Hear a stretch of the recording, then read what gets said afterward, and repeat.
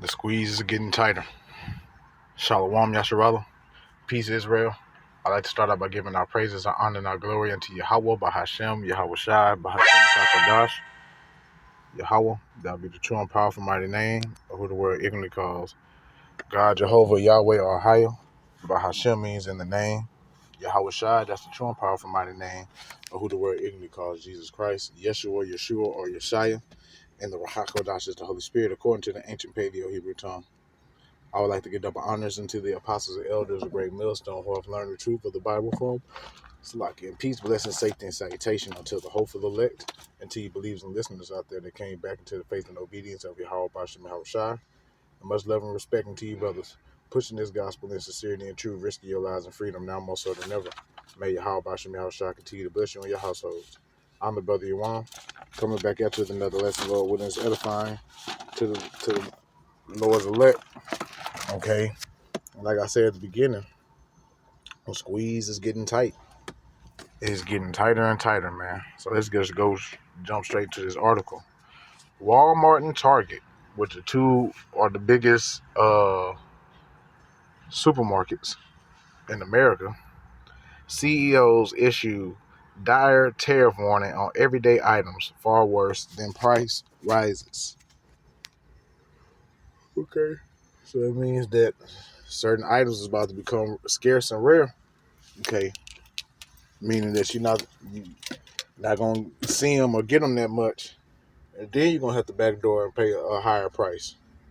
Okay, so Walmart and Target executives have privately warned the White House that sweeping tariffs will cause empty store shelves and price hikes within weeks. Okay, oh man, and we know what the storehouse is gonna be empty, according to Second Ezra, the 6th chapter. Okay, in a closed-door meeting with President Donald Trump, their CEOs warned him that his aggressive trade policy would disrupt supply chains. But that's all part of the plan, okay? That's all what the elites want. Problem, reaction, solution.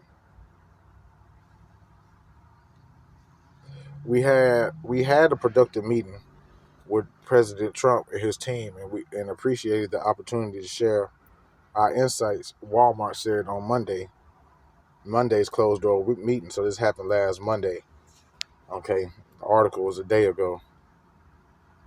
Target issued a similar statement, adding that the meeting was to discuss the path forward on trade, and we remain committed to delivering value for American customers.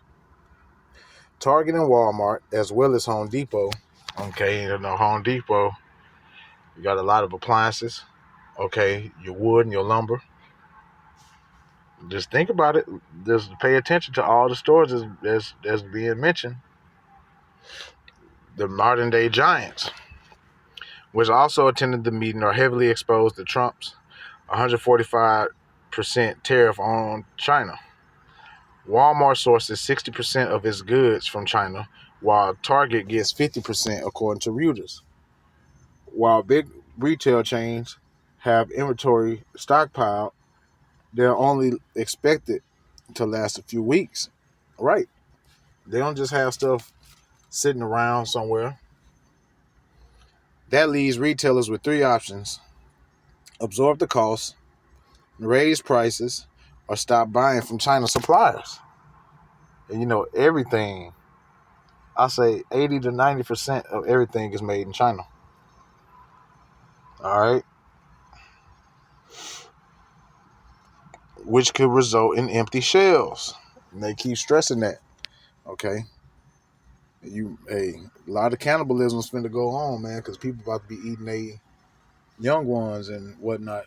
Damn, boy, I hate people be parking next to me, and I double park for a reason. Continuing on. There is already evidence that U.S. companies are canceling orders from China. Shipments from China into the port of Los Angeles are down 64% in the first week of April compared to the week before, according to port data. And I work at a warehouse, in the airport, and freight ain't coming off them planes like that either. You got people in my job, and it's crazy. because I remember talking to my HR manager about this last week. He was saying, you know, it's strange. We're supposed to be, busy this time of year, and I was like, this is because of the tariffs, man, and it's only going to get worse. Okay, people, they put they trust in Egypt, hoping that this place will bounce back. There's no healing Babylon. Okay, both Walmart and Target had previously warned that tariffs could also lead to higher prices for shoppers. We never want to raise prices, Walmart CFO John David Rainey said. However, there probably will be cases where prices will go up for consumers. And that's right. And if the prices remain the same, the product is going to shrink. That's where shrinkflation come in. Like, look how they doing your bags of chips. You get more air than product. Target CEO Brian Cornell told CNBC that consumers will likely see price increase over the next couple of days after tariffs were announced on Mexico last month. Cornell explained that Target relies heavily on Mexican imports to stock its U.S. grocery stores in the winter. Walmart had previously admitted it will be badly hit by tariffs, but says it aims to keep prices lower than rivals and emerge from the challenging period with more customers. Due to its size, CEO Doug McMillon said the company remains in a position to play offense and that tariffs may push it to invest in price. Okay. The company's finance chief, John David, emphasized that Walmart sees an opportunity to accelerate market share gains by offering better pricing, leaning into the current economic climate. Historically, Walmart has gained market share during downturns like during the C19 and the Great Financial Crisis. I want to say that was in 2008, and Rainey expects the trend to continue. The Trump administration currently has a 145% tariffs on China goods and 10% tariffs on most other countries. A range of harsher reciprocal tariffs have largely been paused for 90 days while trade negotiations occur. While tariffs were expected, the scale and scope of them has come as a shock. Retail expert Neil Saunders previously told Daily Mail, what did they think was going to happen? Walmart is working through the implications, but it is very clear that there are costs that will have an impact. The problem is that tariffs have come in quickly and the higher costs are immediate. I mean, everything was already high before Trump put the tariffs in. It just caused things to get worse. But like I said, this has to happen. Okay, so that this kingdom can fall and the kingdom of heaven can get ushered in. Finding mitigations and working out new pricing takes time. Walmart is a very organized and disciplined retailer and is in a better position than most because of its scale. So some other retailers may be suffering more, and Walmart, they prices be high as hell anyway, man. I hate going to Walmart, honestly. Despite solid sales growth to close out 2024, the retail giant roaring profits will likely shrink in 2025, something not seen since the demic. So let's go ahead and get some scriptures, man. And I want to start here, Ecclesiastes chapter 12, verse 3. In the day when the keepers of the house shall tremble, you got them guys, heavily into the stock markets. Okay, they trembling because they see that is about to crash. And the strong man shall bow themselves, and the grinders cease because they are few. It goes into your workers. And those that look out the windows be darkened. There's no more optimism here in this country, man. Okay. A lot of people are starting to lose hope. And the door shall be shut in the streets when the sound of the grinding is low. He shall raise up at the voice of the bird, and all the daughters of music shall be brought low. Okay. We already know that the music quality is trash. Okay. But, just wanted to bring out that this place is falling. Okay, the city of confusion is falling. Let's go to Isaiah 24 and verse 8, I believe.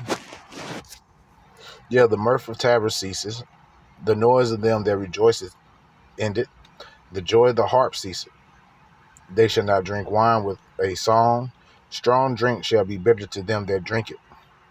The city of confusion is broken down. And the city of confusion is Babylon. Okay, America is mystery Babylon. Every house is shut up that no man may come in. There's a crying for wine, mirth, joy in the streets. All joy is darkened. The mirth of the land is gone. Okay, and you see, you can still got people trying to hold on to this place, but they doing that in vain. Okay, because as I'm about to bring out, there's no healing this place. So you got Jeremiah 51:6, flee out of the midst of Babylon and deliver every man his soul. Be not cut off in her iniquity, for this is the time of Yahweh's vengeance. He will render unto her a recompense. All right, we're in the time of Yahweh Bashem Hawashah judging this place due to all the wickedness and the sins that this place has committed. Babylon had been a golden cup in Yahweh's hand, talking about America, that made all the earth drunken of the wine, the democracy, the philosophies, the ideologies, the American dream. The nations have drunken of her wine, therefore the nations are mad. Babylon is suddenly fallen and destroyed. How for her, take balm for her pain, if so be she may be healed. We would have healed Babylon, but she is not healed. Forsake her, and let us go every one into his own country, for her judgment reaching up to heaven is lifted up to the skies. Right? And us Israelites, we really have nowhere we can flee to. Okay, we can go anywhere else, but judgment is still gonna take part in other parts of the world, and we don't know which part is gonna be exempt. That's why it's important to trust in Yahweh Bashem Yahweh Shai. 2nd Ezra 6, I believe it's 22. Yep, 2nd Ezra 6 and 22. And suddenly shall the sown places appear unsown. The full storehouses shall suddenly be found empty. And the thing they kept emphasizing on in that article was how shelves are going to become empty.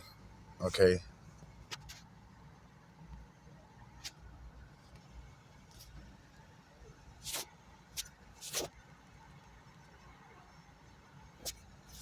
Come on, man. Here it is.